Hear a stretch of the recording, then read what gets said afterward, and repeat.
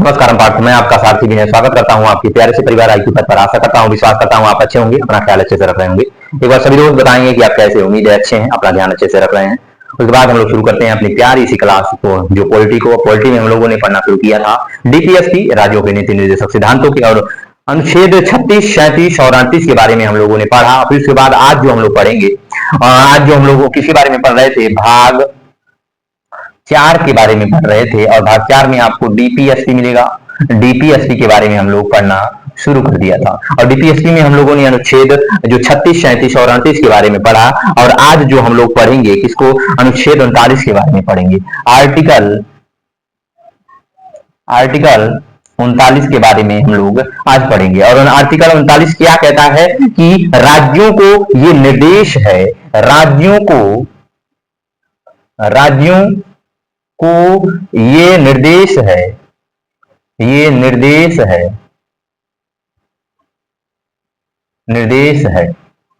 क्या क्या निर्देश है। तो क कहता है कि क्या निर्देश है। क कहता है कि राज्य जो होगा,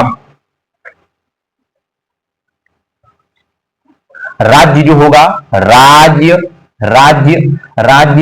स्त्री व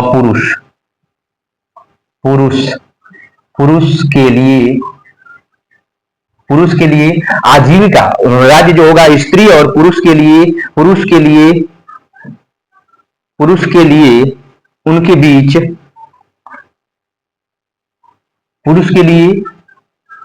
राज्य स्त्री और पुरुष के बीच समान अवसर, एक बार फिर पढ़ोगे कि राज्य जो स्त्री और पुरुष के बीच समान रूप से आजीविका प्रदान करेगा। राज्य स्त्री और पुरुष के लिए समान रूप से आजीविका प्रदान करेगा समान रूप से। क्या कह रहा है कि समान रूप से उनके बीच आजीविका के अवसर प्रदान करेगा। आजीविका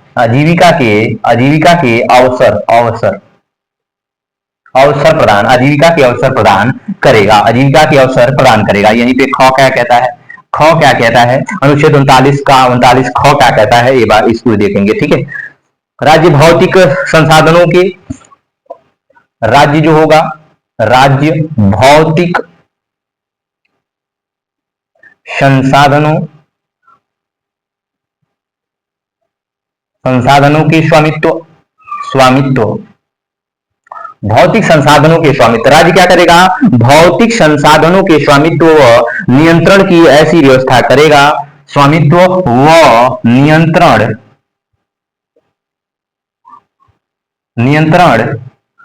की ऐसी व्यवस्था करेगा,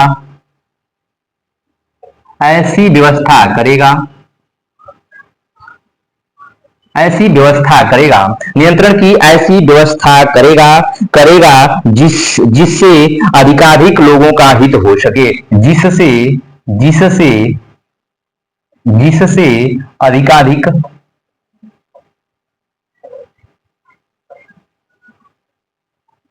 अधिकाधिक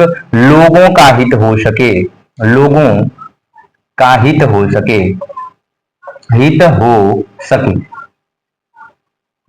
सके, जिसमें राज्य जो होगा भौतिक संसाधनों के स्वामित्व और नियंत्रण की ऐसी व्यवस्था करेगा जिससे अधिकाधिक लोगों का हित हो सके। ये राज्य का निर्देश है। राज्य को ये निर्देश दिया जाता है कि वो ये सब व्यवस्थाएं किसके लिए करे, इसके लिए ही अपने राज्य में वो ऐसी व्यवस्थाएं कर सकता है, अपने राज्य में वो ये व्यवस्थाएं कर सकता है। फिर उसके बाद कौन, गौ आता है। गौ अनुच्छेद 39 का गौ आता है। वो क्या कहता है, गौ, ये देखोगे, राज्य इस बात का ध्यान रखेगा कि राज्य जो होगा, राज्य इस बात का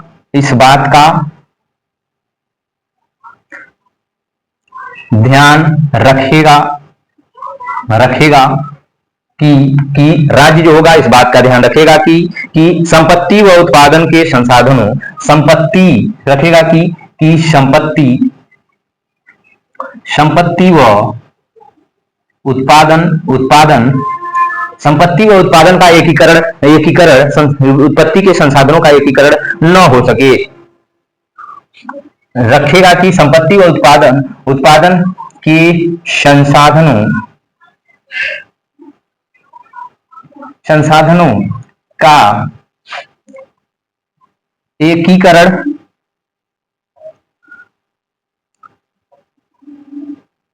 एकीकरण न हो जिससे सार्वजनिक हानि होगी, जिससे एकीकरण ना हो जिससे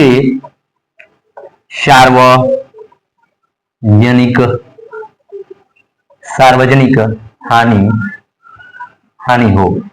वो क्या करेगा, वो देखोगे अनुच्छेद 39 का गौ क्या कहता है कि राज्य इस बात का ध्यान रखेगा कि संपत्ति व उत्पादन के संसाधनों का एकीकरण ना हो जिससे सार्वजनिक हानि हो सकती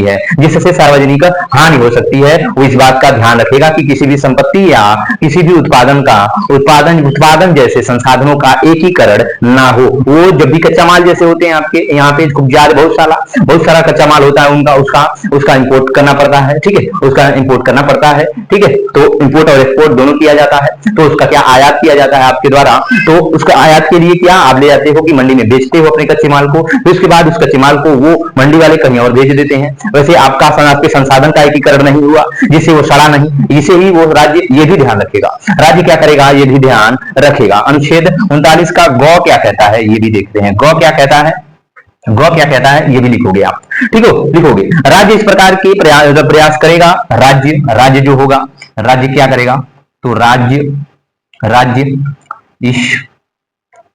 इस प्रकार का भी प्रयास करेगा।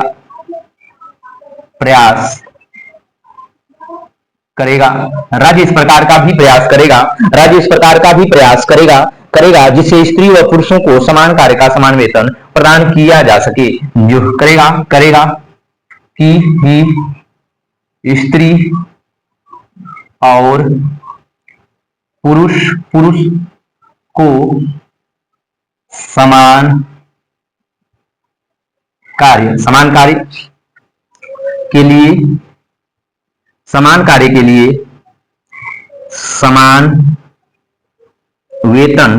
के लिए समान वेतन मिल सके।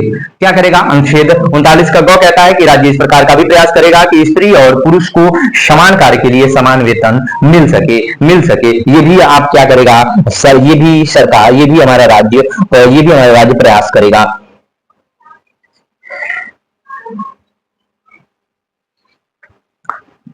तो संसद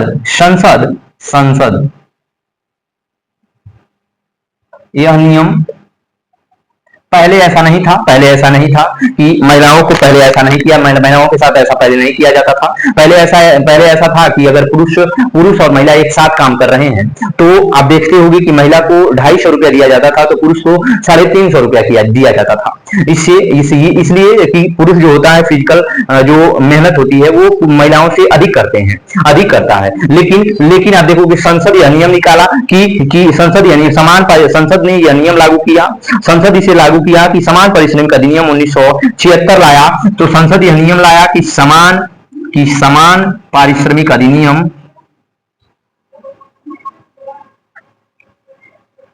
लाया 1976 में और ये लागू किया, अधिनियम लाया गया और ये लागू किया गया। इसने ये नियम ला करके संसद ने लागू किया कि हाँ कोई बात नहीं, 8 घंटे वो महिला काम कर रही है, भले ही वो पुरुष से कम काम कर रही है, ये लेना देना नहीं है, क्योंकि उसका भी टाइम 8 बजे तक का है और पुरुष का भी टाइम 8 बजे तक का है। तो आप ये बस टाइम देखो और वेतन आप समान दो, भले ही वो महिला थोड़ा सा कम उससे काम कर रही है, इससे कोई लेना देना नहीं है, वो 8 घंटे काम कर तो रही है, ये निर्धारित किया गया। और 1976 1976 समान पारिश्रमिक अधिनियम लाया गया। तो आप कहोगे कि अनुच्छेद ग को किसके कैसे लाया गया था?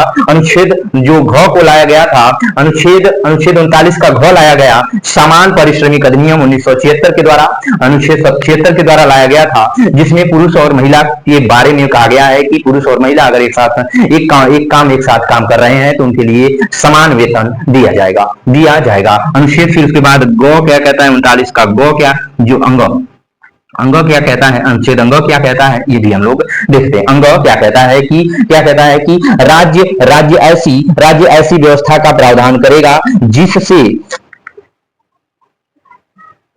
राज्य ऐसी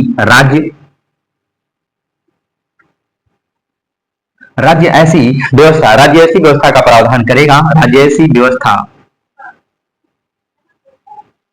का प्रावधान करेगा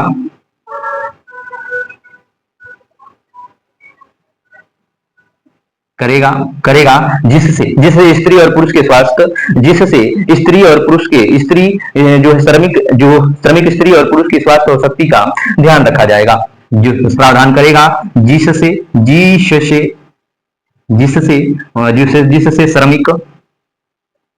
श्रमिक पुरुष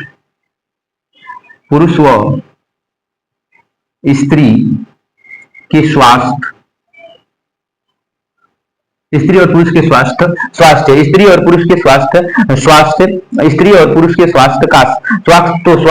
और शक्ति का ध्यान रखा जाएगा। स्वस्थ और शक्ति का ध्यान रखा जाएगा।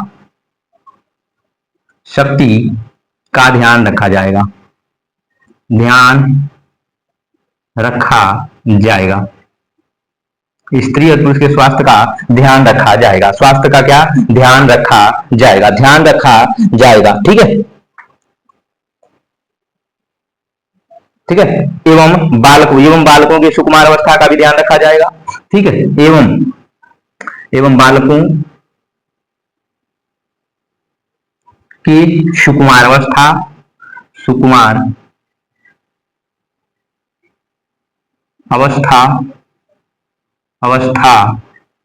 का भी ध्यान रखा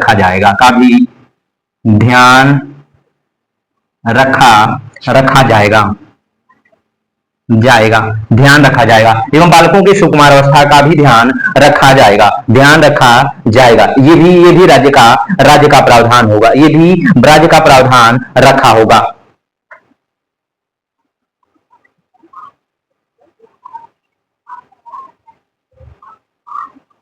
उन्हें जाएगा और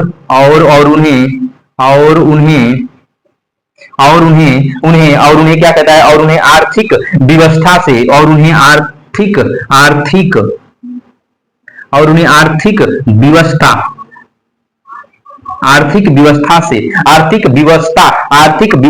से किसी ऐसे काम में जाने से रोकेगा।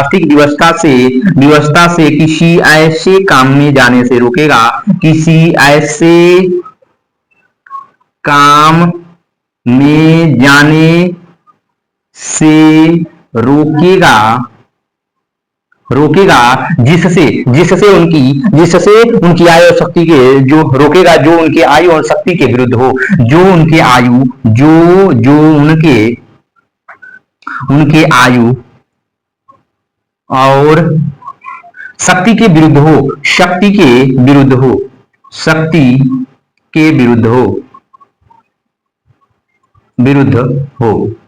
ये क्या कह रहा है? अनुच्छेद 39 का अंग क्या कहता है कि राज्य ऐसी व्यवस्था का प्रावधान करेगा जिससे श्रमिक पुरुष और स्त्री के स्वास्थ्य और शक्ति का भी ध्यान रखा जाएगा, एवं बालकों की सुकुमार अवस्था का भी ध्यान रखा जाएगा, और उन्हें आर्थिक व्यवस्था आप देखते हो ना, हर होटल में जो छोटू रहता है उसकी आर्थिक क्या है? तंगी है। उसकी क्या है? आर्थिक तंगी है। आप देखते हो हर जो झोपड़ियों में हर सड़क पे चौराहे पे एक बोरा लेकर के एक छोटा सा वाला बालक जो क्या जो बोतल और जो कचरा ये क्या करता है, चुनता है, बिनता है, ठीक है। वो क्या है, वो यही राज्य कहता है कि आर्थिक व्यवस्था उनकी परेशानी से किसी ऐसे काम में जाने से उनको रोकेगा, ये रोकेगा जिससे उनकी आय और शक्ति के विरुद्ध हो। और ये सारी चीजें आपके सामने होती हैं, लेकिन आप कभी भी देखे हो कि राज्य कोई काम ऐसा करता है? नहीं ना। आप देखते हो रोड पे वो बालक बोरा लेकर के कंधे पे, और वो कच जो प्लास्टिक की बोतलें और सारी चीजें वो क्या करता है, गली गली घूम करके, वो हाथ में जो पैर में चप्पल नहीं होते हैं, बदन पे अच्छे कपड़े नहीं रहते हैं, फटे पुराने कपड़े लेकर के वो बेचारा घूमता रहता है और बीनता रहता है। और फिर उसके बाद आगे थोड़ा सा और बन जाते हो, आप चले जाते हो रेस्टोरेंट में, तो एक आवाज आती है छोटू, तो वो छोटू कौन सा रहता है, वही बालक रहता है जो आर्थिक रूप से विवश है, आर्थिक रूप से क्या है, विवश है, और वो काम करने के लिए मजबूर है। ये राज्य का प्रावधान होना चाहिए। हमें क्या करना है, हमें ये देखना, ठीक है। फिर उसके बाद आगे आ जाते हैं अनुच्छेद फिर 39 का क्या कहता है, अनुच्छेद 39 का जो चौ क्या कहता है, अनुच्छेद 39 का चौ क्या कहता है, अनुच्छेद 39 का चौ कहता है कि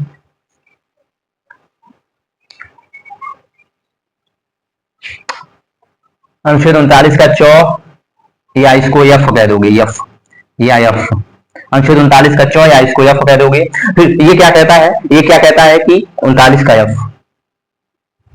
ठीक है, ये क्या कहता है कि राज्य बच्चों के विकास के अवसर व सुविधा प्रदान, राज्य बच्चों के विकास, राज्य जो होगा, राज्य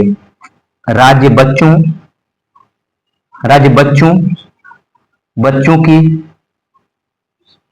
विकास, राज्य बच्चों के विकास के अवसर व सुविधा, राज्य जो होगा बच्चों के विकास के अवसर व सुविधा प्रदान करेगा। राज्य बच्चों के विकास व उनके लिए सुविधा प्रदान करेगा। राज्य बच्चों के विकास और उनके लिए सुविधा का प्रावधान, उनको सुविधा प्रदान करेगा। वो बच्चों व युवाओं को शोषण से बचाएगा,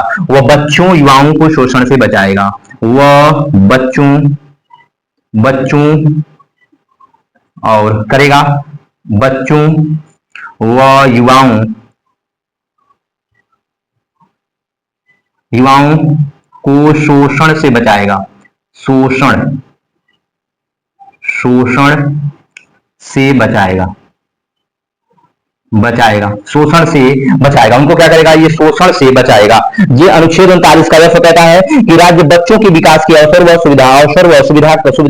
सुविधा प्रदान करेगा, और उन्हें और बच्चों और युवाओं को शोषण से उनको बचाएगा। ये क्या कहता है, अनुच्छेद 39 का यह कहता है। फिर उसके बाद अनुच्छेद 39 का एक क्या कहता है, अनुच्छेद 39 का एक कहता है, इसको जोड़ा गया था कब, इसको जोड़ा गया कि 42वां संविधान संशोधन 1976 द्वारा, 1976 में इसको जोड़ा गया था। इसको जो जोड़ा गया था, जो किसने जोड़ा गया था, जो 42वां संविधान संशोधन 1976 में जोड़ा गया था। फिर इसके बाद अनुच्छेद 39 का ए आ जाता है। इसमें क्या कहता है, अनुच्छेद 39 का ए आता है, और इसमें राज्य का क्या कर्तव्य होता है। राज्य जो होगा, राज्य आर्थिक रूप से कमजोर वर्ग को, राज्य जो होगा आर्थिक रूप से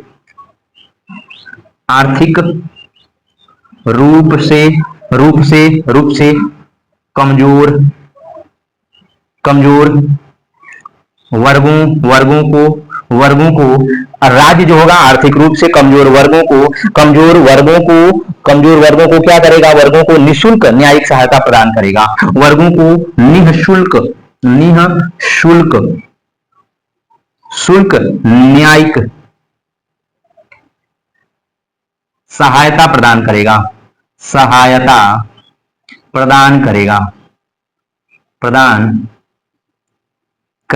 ये भी आप याद रखिएगा कि जो अनुच्छेद 39 फर्स्ट एक कहता है कि राज्य जो आर्थिक रूप से जो कमजोर वर्ग है उसके लिए निःशुल्क न्यायिक सहायता प्रदान करेगा। अगर आपके खिलाफ कोई कुछ जो केस हो जाती है। अगर आपको कोई कुछ कर देता है, आपको कोई मार देता है, तो ये राज्य का कर्तव्य होगा कि वो आपको निःशुल्क केस लड़ने के लिए प्रेरित करेगा, आपको सहायता करेगा, आप जाकर के केस लड़िए और राज्य आपकी मदद करेगा आर्थिक रूप से। ठीक है, न्यायिक। और इसको भी देखोगे, इसको भी जोड़ा गया था, इसको भी जोड़ा गया था कब, जो 42वां संविधान संशोधन, इसको भी जोड़ा गया, इसको भी जोड़ा गया था कब, 42वां संविधान संशोधन 1900 इसको भी जोड़ा गया था 42वां संविधान संशोधन 1976 में, 1976 में इसको भी जोड़ा गया था। फिर उसके बाद आप आ जाते हो कौन, आर्टिकल 40। आर्टिकल 40 क्या कहता है, इसको भी हम लोग लिखेंगे, इसको भी हम लोग लिखेंगे। क्या आर्टिकल 40 कहता है, ग्राम पंचायतों के संगठन व स्थापना का प्रावधान का राज्य प्रयास करेगा। क्या कहता है कि ग्राम पंचायतों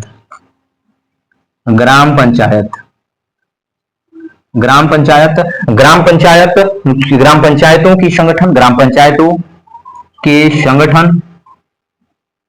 पंचायतों के संगठन, ये क्या कहता है राज्य, ग्राम पंचायतों के संगठन व स्थापना का प्रावधान, स्थापना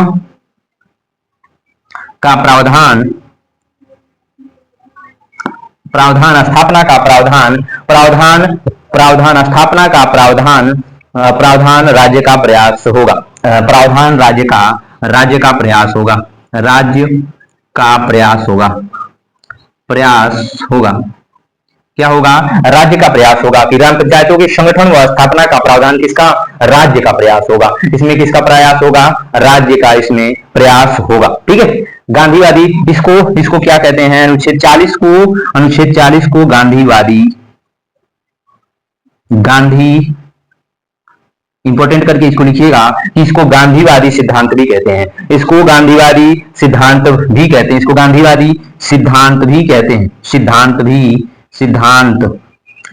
भी कहा जाता है,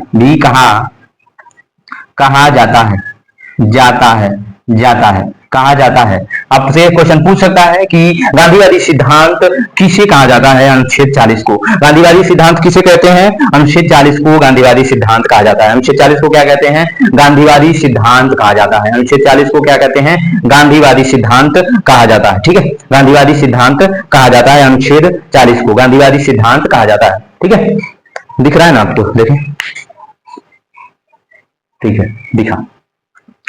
आज के लिए इतना ही, और कल मिलते हैं। अनुच्छेद 41, 42, 43 ऐसे ही पढ़ते चले जाएंगे। ध्यान रखिएगा, ख्याल रखिएगा, फीडबैक जरूर दीजिएगा। आपका थोड़ा सा सपोर्ट इस प्लेटफॉर्म को ऊर्जा देगा, एनर्जी देगा, आगे बढ़ने के लिए प्रेरित करेगा।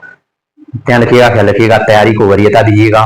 कोई आपका यहाँ कोई कुछ नहीं है, ठीक है, ना आपकी गर्लफ्रेंड आपकी है, ना रिश्तेदार आपके हैं, बस आपके माँ बाप आपके हैं। ये ध्यान रखिएगा, ये अपने जहन में बैठा के रखिएगा और आगे बढ़ते रहिएगा, प्रयास करते रहिएगा। मिलते हैं कल। नमस्कार पार्थ।